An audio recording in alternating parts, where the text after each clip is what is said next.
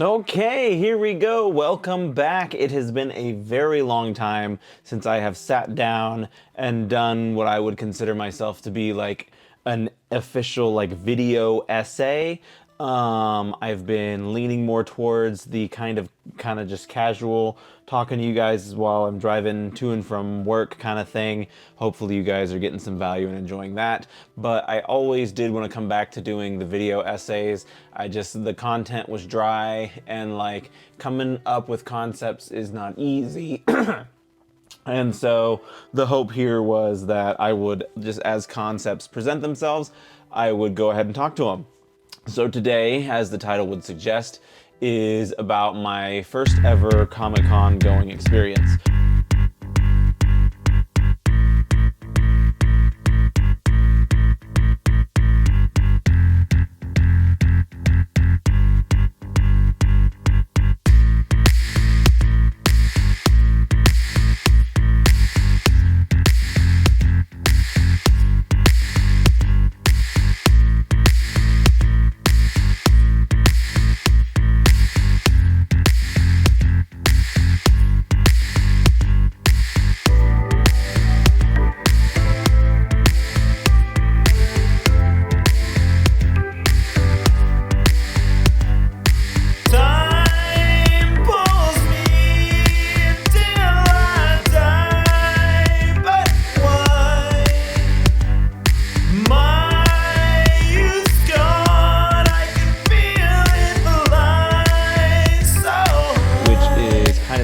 Because I was born out in San Diego and lived there for several years and never actually went to a San Diego Comic-Con. My first Comic-Con was at Kansas City, which is pretty close to where I live here now.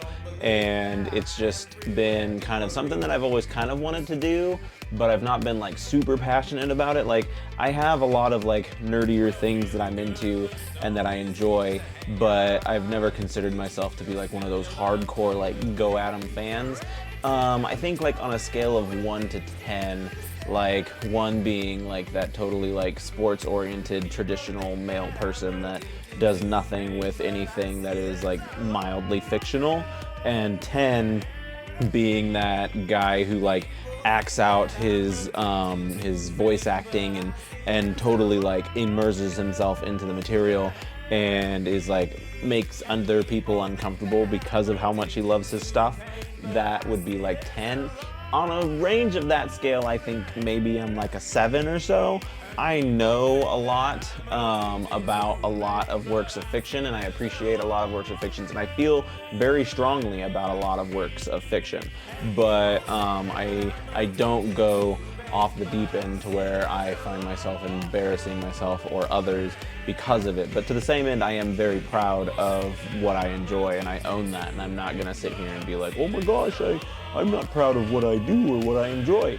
But I'm also not off that deep end. So yeah, it was an interesting experience. I had heard about the Planet Con, I think is what it's called here in Kansas City, and I kept seeing like advertisements for who was going to be there or whatever, and I didn't really think much of it. Well, a friend of mine actually bought tickets. He was like, I want to go. Do you want to go? And I was like, sure, I guess. And so he bought tickets.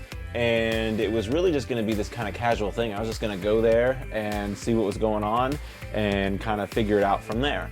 Well, I have another buddy on Xbox who I talked to him for a couple years ago on Evil Dead. I talk about this a couple of times, but for whatever reason, I met like a lot of friends on Evil Dead, which like I used to meet a lot of like Xbox friends, and then I got away from that, and then I got back into it with Evil Dead for one reason or another.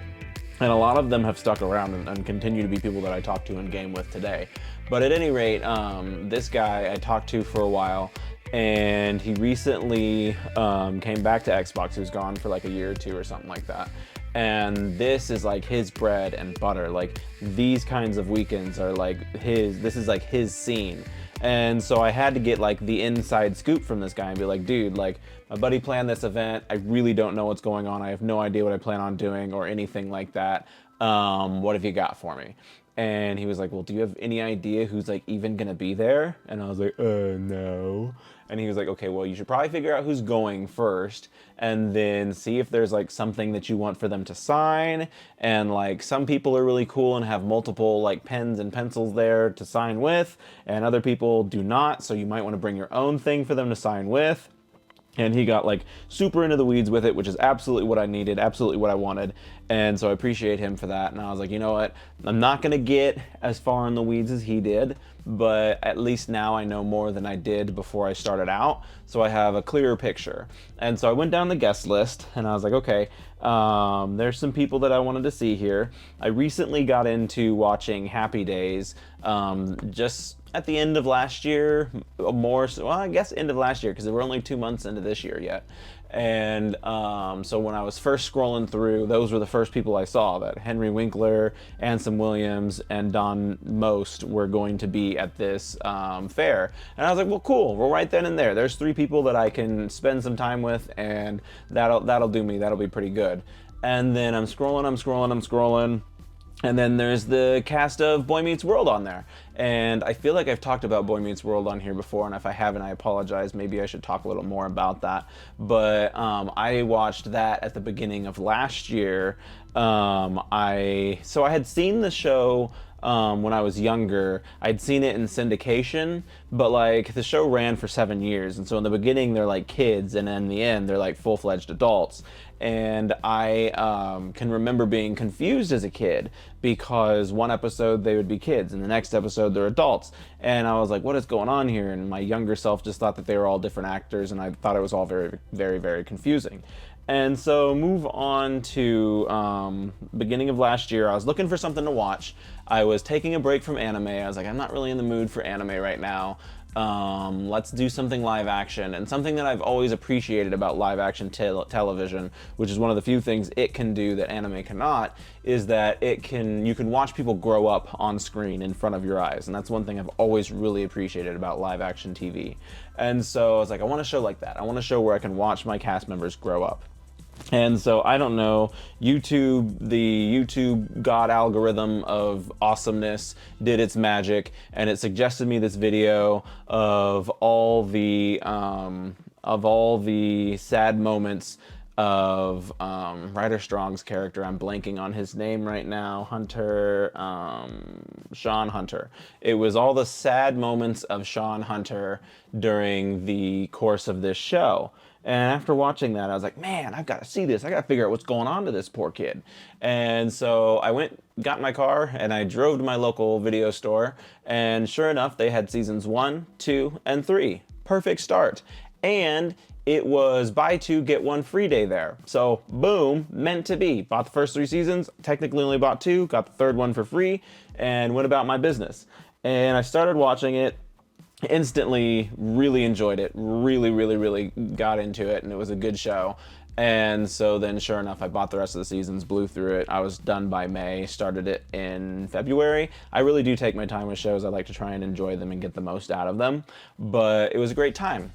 And so I'm going through the list of guests, and they have 3 major stars from that show that are going to be there as well. I was like, boom. So I've got 3 people from Happy Days, 3 people from Boy Meets World. I'm set. I don't need anybody else. We're good.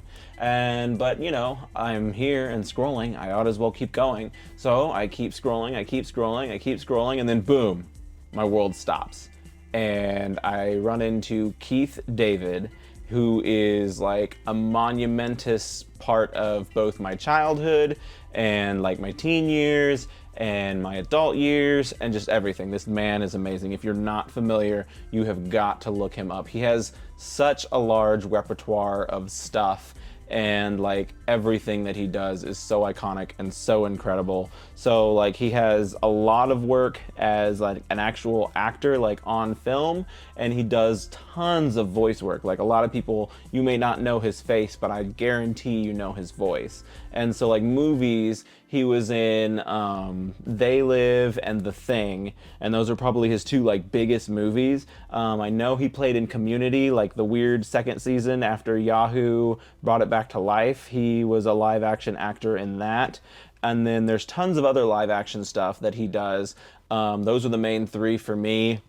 And so boom, right off the bat, I was like, I've got to get him to sign my copy of The Thing. Like he's got that is a must.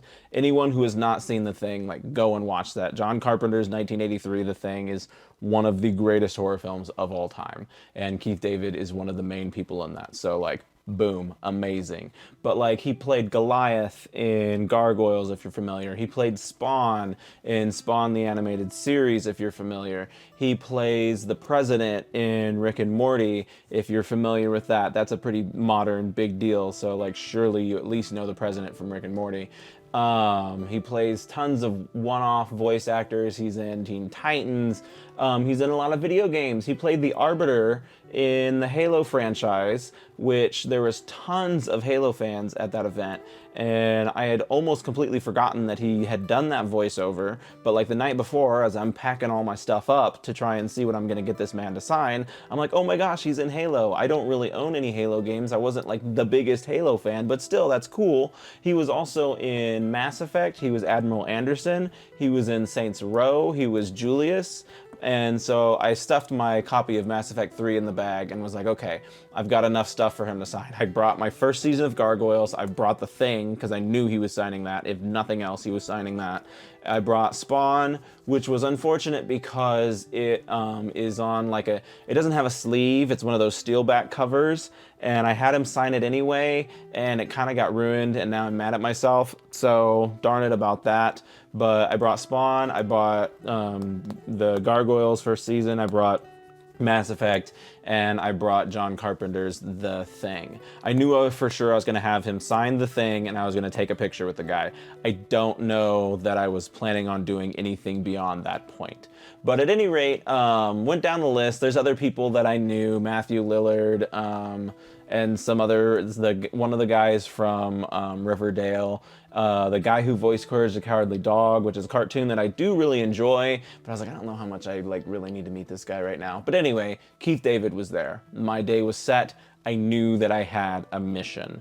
And so right then and there, that was like my pre-work. That was my setup. And from there, it was just kind of getting ready to do what had to be done. So day one hits. The event is on a Friday. Well, it's actually through a whole weekend, Friday, Saturday, Sunday. And it starts Friday, and I think it started Friday at 1, maybe somewhere around there. I can't remember. But like me and my buddy were going there, and thank goodness for him because like it was his event, and I feel like I took over Friday.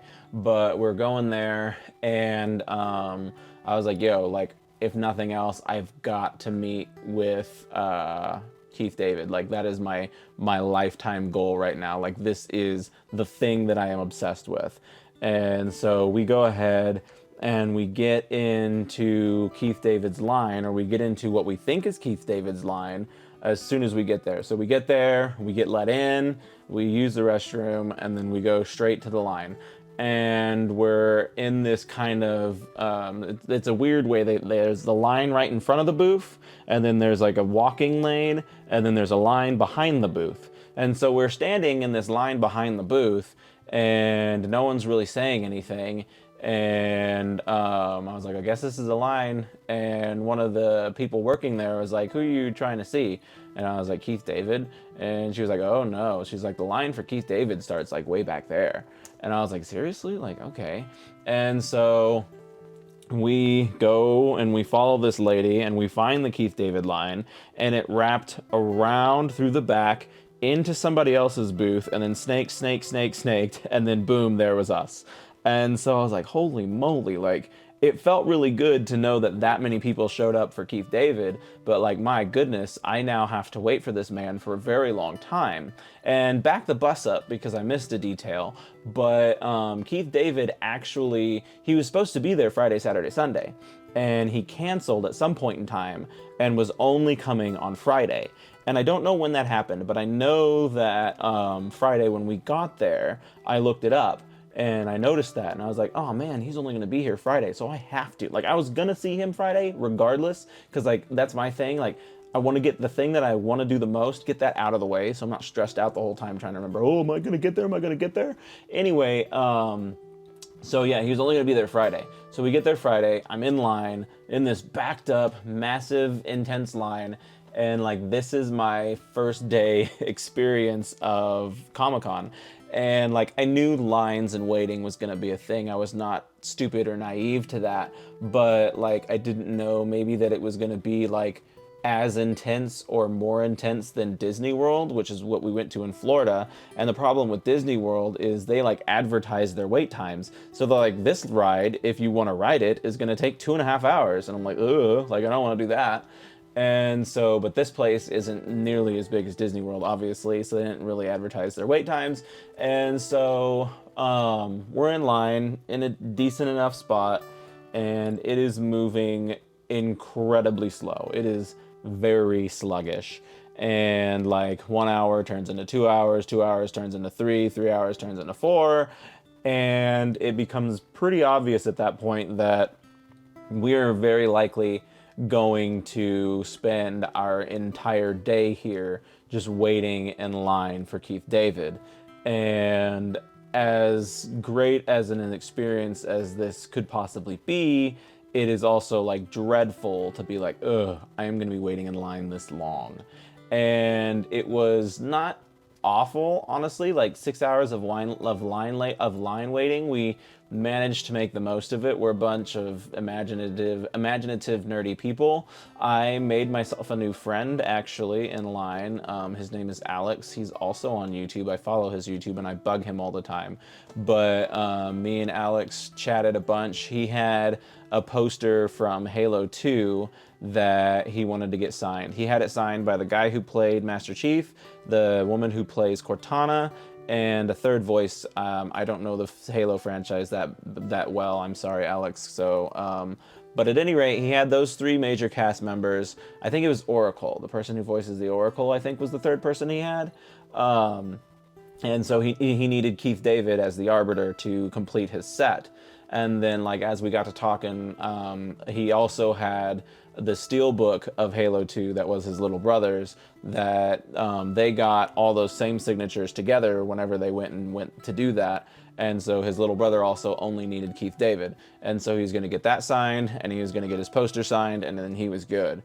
And he was like just ahead of me and my friend in line, but like he was adjacent to us because like they'll break you up into multiple lines. Like we were in like a setting of 10 lines at some point in time. And so like I was the line leader of our line, and then he was the line leader of his line. And so we were adjacent to each other. And we talked and, like I said, made a new friend. So that, for me, friendship is priceless. And so, like, to be sitting in line for 6 hours and to have made a new friend already kind of made it worthwhile. But obviously, like, we're all here for a reason. We're here for Keith David. And so there's the line in front of the booth, and then there's the line after the walkway, and then there's the wraparound line that's in somebody else's booth, and just a complete mess. And at this point in time, by the time I meet Alex and start talking to him, we're in the line before the line in front of the booth. So the line in front of the booth, us, and then the giant mess behind us. And like pretty much as soon as we got there, the lady's like, okay, it's gonna be an hour before he is back because he has to go and do his photo op. And she's like, he's going to work through his breaks. He has not taken any of his breaks. And so he's gonna work through his breaks, and he's determined to get through all of this. And I was like, okay, cool. So we sit down for an hour basically and just wait for the guy. I actually go over and talk to Ansem Williams within this hour, because Ansem Williams, who plays Potsy in Happy Days, was one of the big people that I really wanted to meet. He's actually my second favorite character. So Richie Cunningham is my favorite character, which is Ron Howard's character. And then Potsy Weber is a very close second. I do enjoy his character a lot. And so I went up there, talked to him, got him to sign my copy of Happy Days, and we had a nice little chat.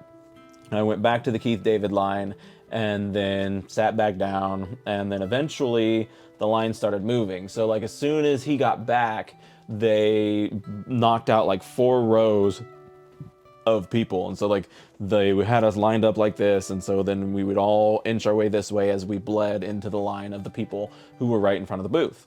And so it's like you go from one line to another line to another line to finally seeing Keith David. And so we finally make it to the line in front of the booth, and it's me, Alex's line, all the other people, and then the people who are actively getting to go see him.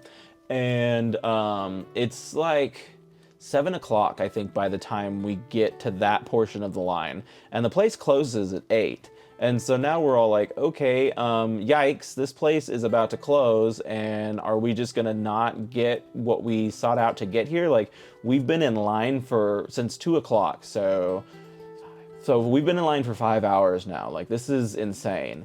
And then, like, when we get close enough to the actual booth, we also see what's going on and why it's taking so long, because there's all these people with the fast pass that are essentially just cutting in line.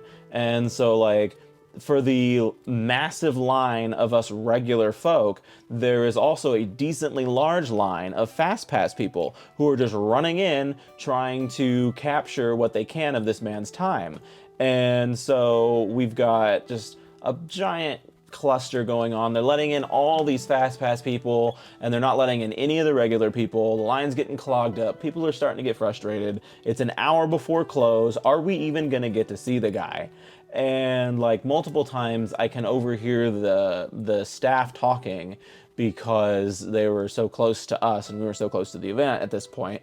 And like one of the ladies, they were talking, and she was like, well, he's willing to stay late and sign until everyone has been gone through.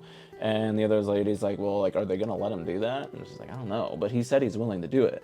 And so that was really cool. That was like a breath of relief, because I was like, it's an hour away. I've been in this line for 5 hours, and I highly doubt within the hour I will get to see Keith David. But so finally, it was probably around the same time that they finally announced that they're not doing any more fast pass people. They cut off the fast pass people, and they're like, this is ridiculous. Like, if they wanted to really talk to Keith David, they should have done so by now. And so they cut them off and said, no more. We're just gonna get the regular people through, and when they're done, Keith David's going home. And so we were all cheered. We were like, yeah, no more fast pass. And so we were all happy about that, of course. And the line started moving, and at like an incredibly good pace. Like, it was just like we had 10 rows, and as one row would bleed into the place where they're visiting Keith David, we'd all shift over, and we just kept on going. Finally made it in to the portion where I'm like, now I'm in the group of people who are about to go see Keith David. And I had walked into this knowing that he was gonna sign my copy of the thing, and I was gonna get my picture. And then as I'm sitting there, I'm like, I have waited 6 hours to see this man. So now I'm gonna have him sign everything I brought. And part of me felt bad, because I was like, I'm holding up other people's experience. But the other part of me was like, nah, like, this was 6 hours. Like, I'm gonna make this more than just the thing and a picture, which both of those things are very big to me. So I got my picture, I got the thing. He signed my copy of the Gargoyles, and he signed my Spawn DVD. So I got 3 signatures and a photo op from this guy, and I was a happy camper. Way to go, Friday. Like, still incredibly awkward that I had to wait 6 hours to do this, but it was an experience, and life is all about making experiences. Made a new friend named Alex, who's on YouTube, and he was super cool. So I got new friend, and 5 things from Keith David, a good memory. Like, that's 6 things in one day. I'm good there. And so me and my buddy, at that point, we call it a day, obviously, because the place is closed. Well, it's supposed to be closed anyway. And so we call it a night, grab some Arby's, go to the hotel, whatever. And then boom, it is now time for day 2. Oh, I forgot to mention the ramen. So we were waiting in line this whole time, and like I was hungry at like 11 a.m. that day, and we still hadn't eaten anything, and it was now like we get there at like 1, and then we're in line at like 2, and it's like, okay, like we're gonna have to do something. Like, this is getting ridiculous. So thankfully my buddy broke away and he got some food, which was a super awesome gesture.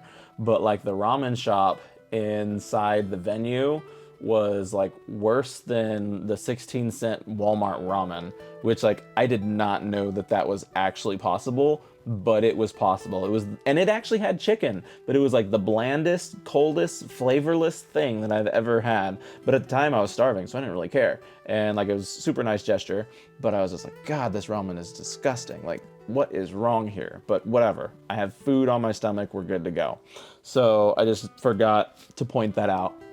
So day 2 rolls around. This is Saturday, and this is probably by far my favorite day of the event. Like, meeting Keith David was my favorite moment, and I got a lot out of that day. There was other people in the line that I got to meet and chat with that were really cool. Like I would say I only made one friend out of all those line people that I got to know, but I was talking to all the line people and we were all getting to know each other. So that was a cool experience for sure.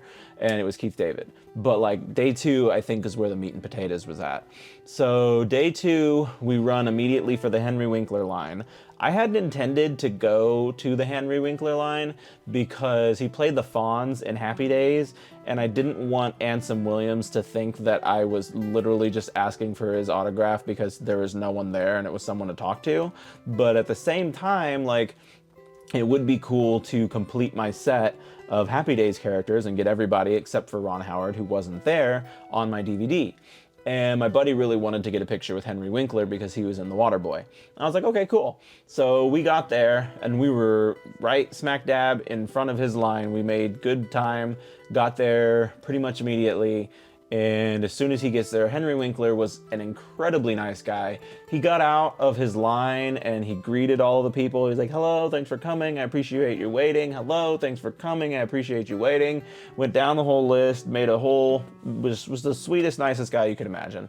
And then, so my buddy wanted a photo, so I was going to take his picture with my camera. And then I was like, well, while I'm up here, I will go ahead and get him to sign my Happy Days thing. Well, Henry Winkler was running his own show. Like, he ignored the staff that they provided him, and he's like, I got this. I'm doing this my way. And so he would call people up. He would have them sign their things, do the photo ops or whatever. And so when he called me and my buddy up, he asked if I was with him, which I was. And I was like, yeah, we're together. And he's like, okay. And then like my buddy had the thing for him to sign. And it was very obvious that like he was primarily there for him and I was just kind of secondarily there. And I was like, that's fine. That's cool.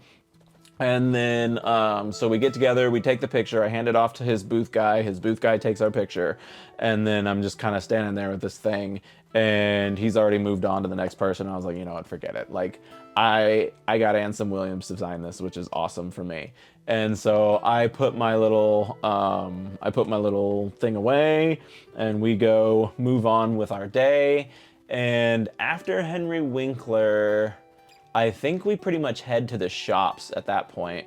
And my gosh, the shops are such an incredible experience. It is such a, I wrote this down because I knew I was going to forget the word for it.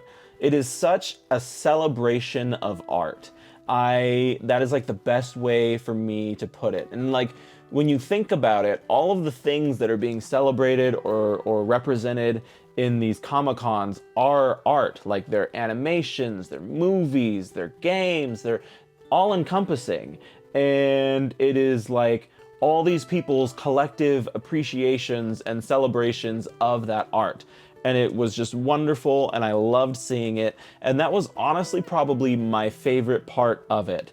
And like, moving forward, if I did do another Comic-Con, I would probably budget myself more time and more money for just buying things. And like, I don't want to be that buying things guy who just buys things, but like, I've got a whole house here with no decorations, and it's high time I started decorating the place. And so I'm a sucker for, like I've said, this is a celebration of art. All these people are showing their appreciation for the arts and for all the wonderful art that they've experienced and how it has touched them and their lives and how it has inspired them to go out and make these wonderful pieces of original artwork. And so getting through there, exploring that, seeing what everyone was doing was awesome. It was inspiring. I spent way too much money. I shouldn't say too much money. I spent a hefty amount of money on artwork that I wanted that was worth the money spent. Was it more than I budgeted? Sure. But it's one of those moments. You're creating moments, you're creating memories, you're creating lifetimes and stuff like that. And so it was great traveling the shops. There were so many booths, there's so much to see, and like I could have just bought something from everywhere and just been like the happiest camper in the whole wide world. But it was a good time, 1000%. I loved just walking the shops and buying stuff and appreciating other people's art, especially me as an artist myself, as a creator myself, being able to appreciate the work that these other people have put into their artwork as well. And just like the cultures and the whole thing. Like I said, can't say enough about how cool it was running the shops. After the shops, we went and saw Ryder Strong, who plays Sean Hunter in Boy Meets World. So walking into day 2, I was determined to get the rest of the Boy Meets World cast. I was like, okay, it's fine if I don't get all my Happy Days people, but I need to get the Boy Meets World cast. That was like my second goal here. And we got in line at 12 o'clock for Ryder Strong. We were first in line for Ryder Strong. And he was supposed to be back at 12:30. He didn't get back until 12:45, 12:50, and so everybody was kind of like bothered by that. And like, I get it, these people are people. I'm not trying to hold anything against them or anything. I'm just saying what happened. But at any rate, so I was first in line. I get up there and I get to talk to him. He's signing the cover of Boy Meets World season 1 for me. I was trying to get them all to sign under their respective portraits or whatever. And like, he complimented my name, which was really cool. And then we got to making small talk about Pod Meets World, and I was talking about like, he had an episode where he was talking about CD changers, and I was like, I still got one. So it was like, you're talking to me on that one. And he was like, yeah, that's cool. And then that was it. We moved on. After him was lunchtime. Ugh. So a big ol' honking line for food in this venue. And so obviously I wasn't hitting the ramen place, because I hit ramen place day 1 and ramen place tasted like cardboard and barely substance. And so I was like, okay, day 2, not doing that. So we went to the KC Eats booth, which was just like right as we came up on the escalator, it was like immediately to our right or whatever. And I was like, okay, like, let's try this place out. Wait in line there. That is the name of the game for these conventions, is wait in line. Hey, you want to do something? Wait in line. So at any rate, wait in line there, did all this waiting, and like, I know that their pictures are deceitful, because like, the stand is showing you pictures of what they serve. They serve cheeseburgers and chicken strips and french fries and then chips and drinks and all the normal stand food stuff. And the picture of their cheeseburger looked like delectable. It looked incredible. And I was like, this cheeseburger here at this place cannot be that good. I know it can't be that good. Why does that picture look so good? And it had like lettuce and tomato and vegetables on it. And I was like, all right, let's go. So at any rate, I go there. I buy a drink for $6. I buy a $10 cheeseburger, and I buy I think a $6 thing of fries or something like that. And I go to the cash thing. That was the other thing. This event was cash only, which is awesome because I love cash. I can't stand digital currency, even in the slightest. Is it convenient? Maybe. But more often than not, I have learned that like, cash is king. It is more easy to budget on cash. It is easier to spend cash. And it is just, I will live and die by the mantra of cash being king. And so at any rate, when I learned that this facility was, or this event was cash only for the most part, they accepted cards, but it was 88% cash only. And that was refreshing, honestly, because like, I've been running into places that are like card only, and I'm like, ugh, I want to puke all over your face. But at any rate, so I go to the cash line because I pulled out cash for this event because I was a well-prepared spender of cash. I know what I'm doing. And the dude like spent 20 minutes inspecting every $20 bill that was handed to him, which was annoying. I was like, your line could be a lot faster if you didn't hold up everybody's time just looking at their $20 bills. But anyway, we get our food, we sit down, and my buddy opens his cheeseburger first, and there's no lettuce, there's no tomato, and it's the saddest looking cheeseburger I have ever seen. And I was like, dang, like, I knew this wasn't going to be good. I knew it wasn't going to be what was in that picture, but like the picture at least had lettuce and tomato on it. You should at least give us lettuce and tomato on these burgers. But whatever, I'm not about to go over here and rant and rave about how you're falsely advertising your burgers to us. Just as I had slightly suspected, it was disgusting. One of the worst things that I have ever been fed. I don't even know that I have the liberty to call it food. That's as bad as that was. It was just like my first bite, I honestly thought it was just like a pure pork sausage patty. Like I was like, is this even beef? And it was awful. It was disgusting patty with 2 buns and a piece of unmelted American cheese slapped on top of it. It was like the bun had not been heated up enough to where the cheese would actually melt. It was just a slice of cheese sitting on top of a stinking patty. It was disgusting. It was gross. It was awful. It was disappointing, especially because I was hungry and like I've been to Kansas City on multiple occasions. Kansas City has great food. Why does this venue have unedible cardboard crap? So I was kind of in a bad mood at that point in time. And like this is right off the back of the continental breakfast at the place we were staying at. And like I wasn't expecting much out of a continental breakfast. They're never very impressive. But like they literally heated up the little croissant sandwiches in the microwave, heated up some little breakfast burritos, cut those into quarters, and was like, here you go, this is your continental breakfast. And I was like, this is a joke. But once again, wasn't expecting much. But from like a KC, Kansas City eatery, like I was expecting at least something edible, and that place failed so hard. So after lunch, we go and we wait for Matthew Lillard, I believe. I keep feeling like there's a celebrity I'm missing, but I'm pretty sure after Sean Hunter, Ryder Strong, we went to lunch, which was disgusting. And then we went to Matthew Lillard. We did our photo op with Matthew Lillard. That line wasn't terrible. We were pretty close to the front of the line, and they got you in and out at a pretty decent rate. And like meeting Matthew Lillard was cool. That was another one that my buddy really wanted to see. And like I like him. I have nothing against the guy. I'm trying to decide like, do I like him more for Scooby-Doo or for Scream? Probably not for Five Nights at Freddy's, but I did see him in Five Nights at Freddy's, and that was cool too.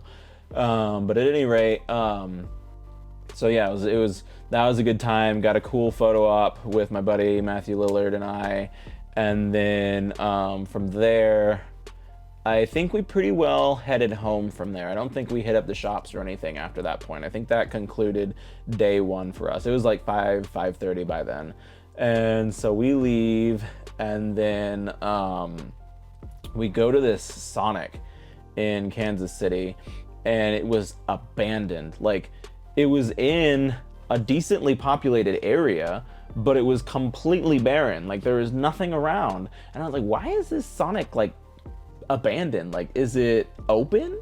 And my buddy's like, well, it says it's open online. I was like, well, Google sometimes gets its facts misconstrued, but okay, we'll give this a try.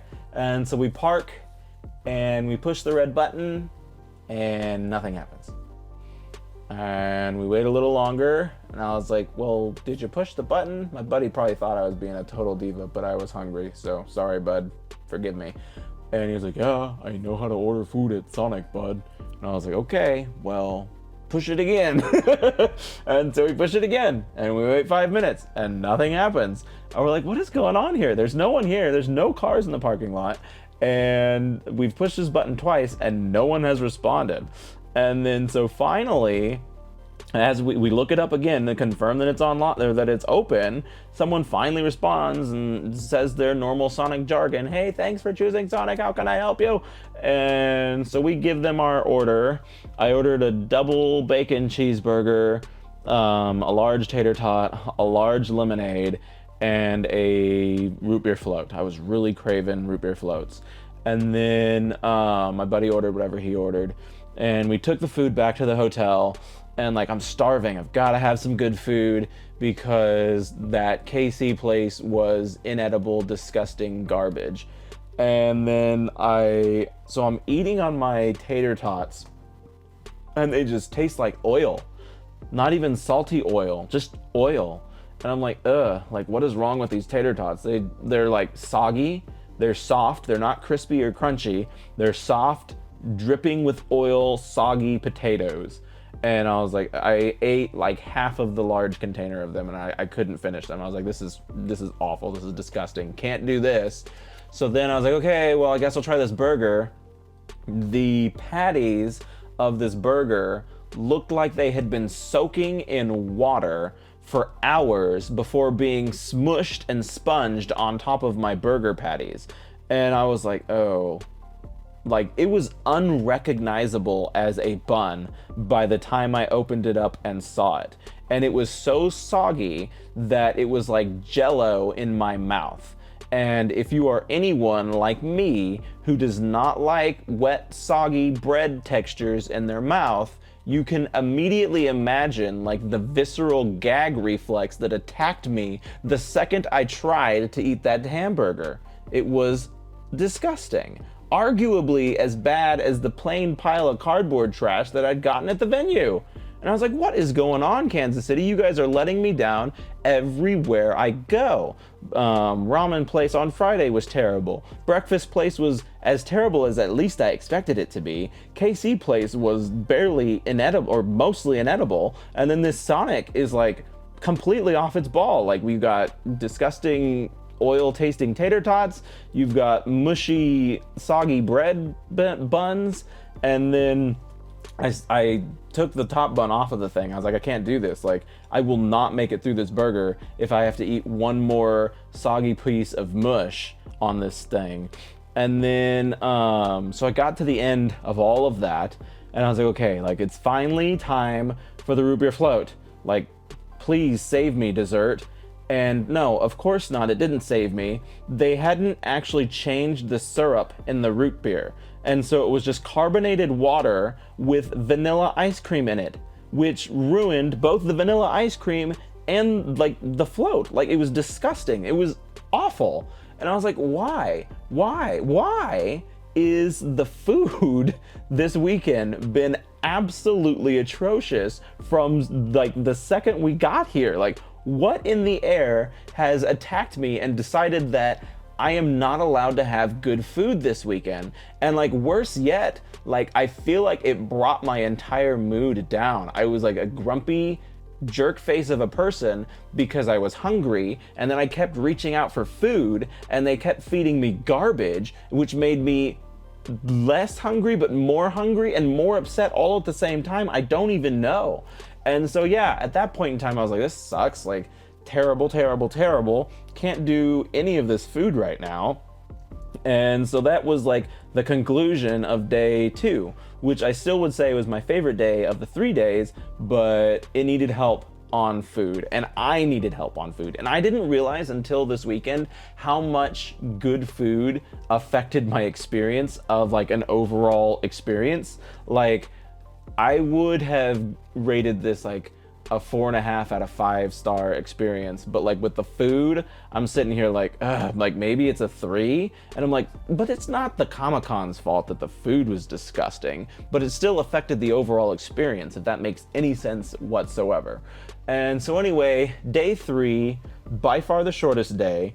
We wake up, do our as expected terrible continental breakfast, we check out of the place, and then we hit the road to go do the do the conference thing one more time. My buddy wanted to go see the guy who made Danny Phantom, Johnny Bravo, and the Fairly Odd Parents.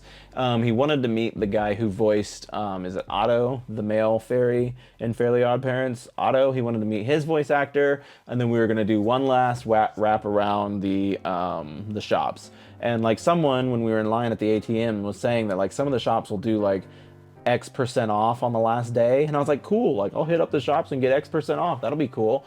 And that didn't happen. And then so we met up with the Johnny Bravo, the Danny Phantom, Fairly Odd Parents guy, and that was fine.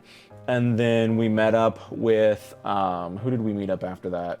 Oh, we didn't actually do the voice actor for Otto. We went to the shops, and I was trying to find, I found this stand that had these like really cool chalices, and like we just kind of saw it and just passed by it, because that was the other thing. There's so many people that sometimes it's hard to stop and look unless you seriously know you want something. And so I was like, hey, these are neat, and then we just kind of kept on walking, and I was like, I want to find those chalices again. We walked, I swear we walked the entire what do they call it, artist row or something like that. We walked the entire artist row like at least 10 times looking for these chalices and did not find them.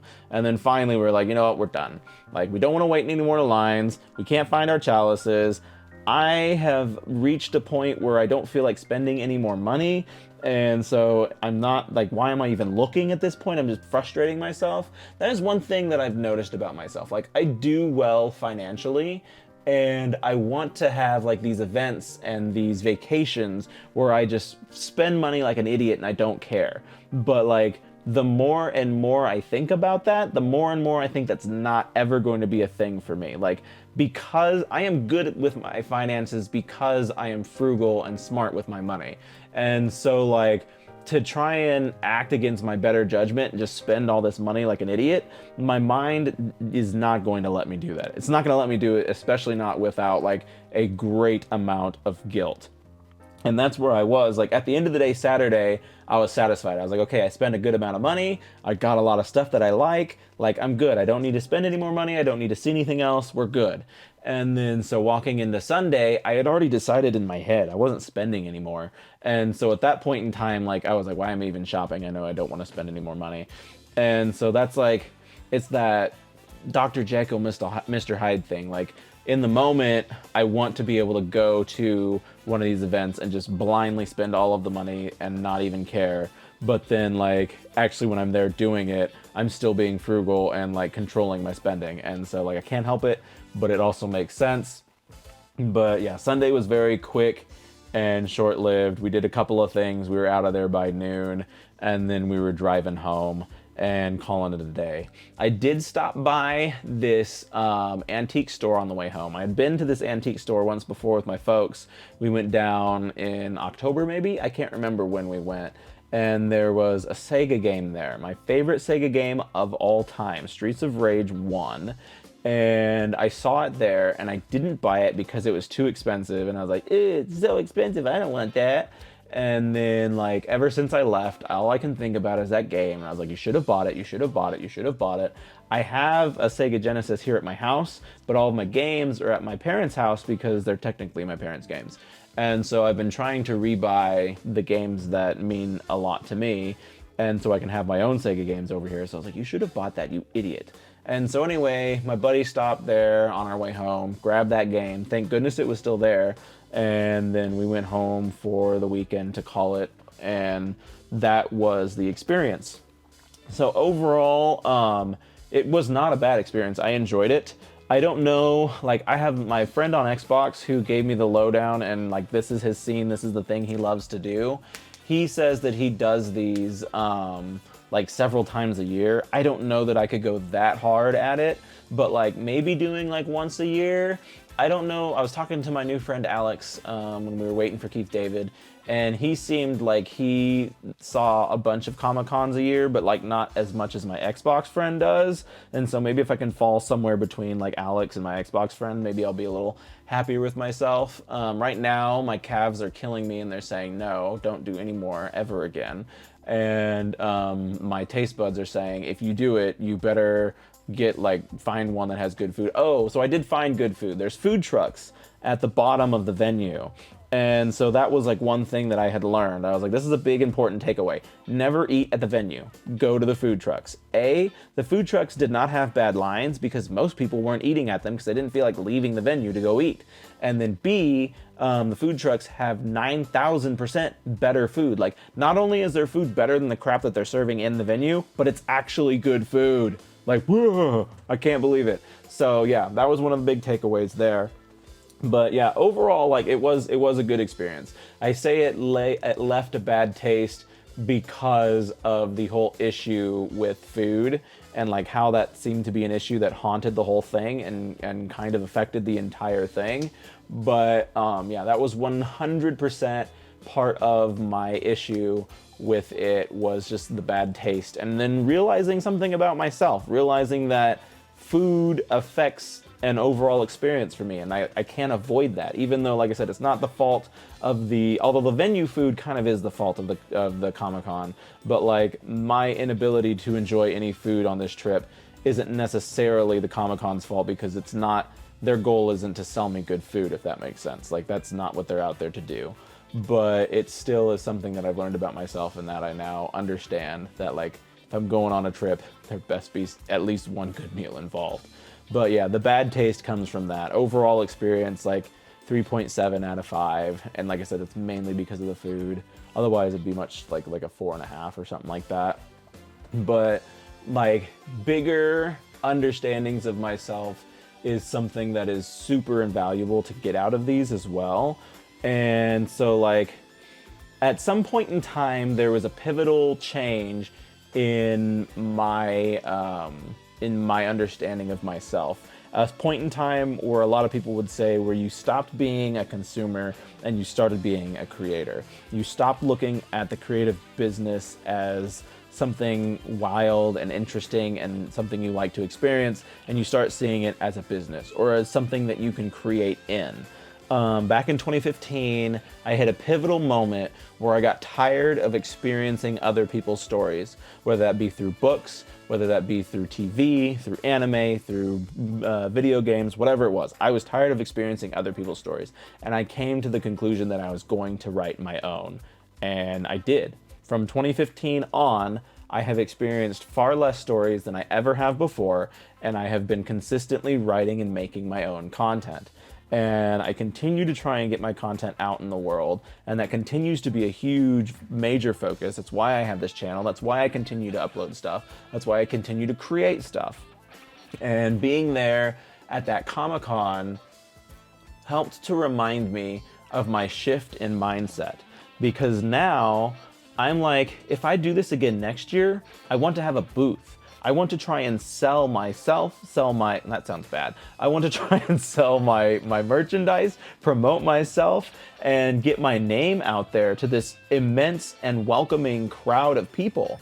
And I would rather to do that than to run around and consume all this stuff.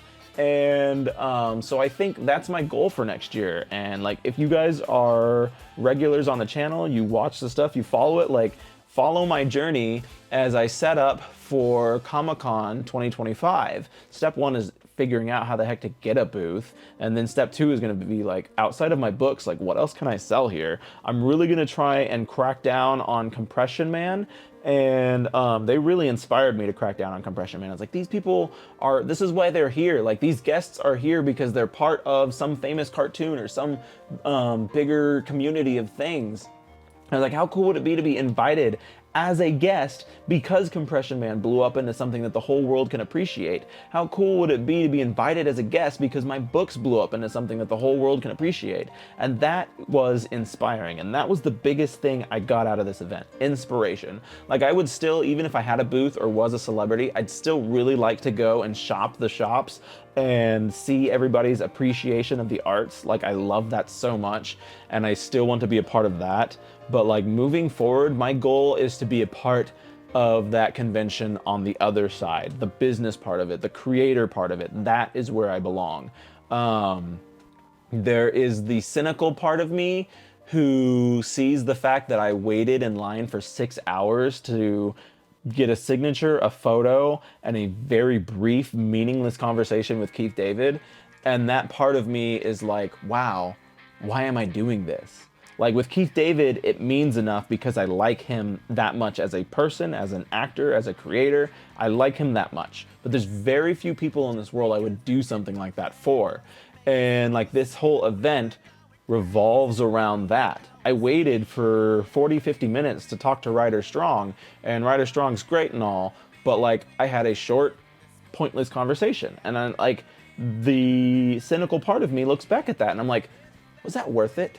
Was that worth 50 minutes of your time and $50? So basically $10 a minute of waiting for this person, and then you move on and you do the next thing. And it, like, my interaction with him was not nearly as impactful on him as it was on me. I was just another person who had him sign something with who maybe had a unique name that he'll remember. I don't know.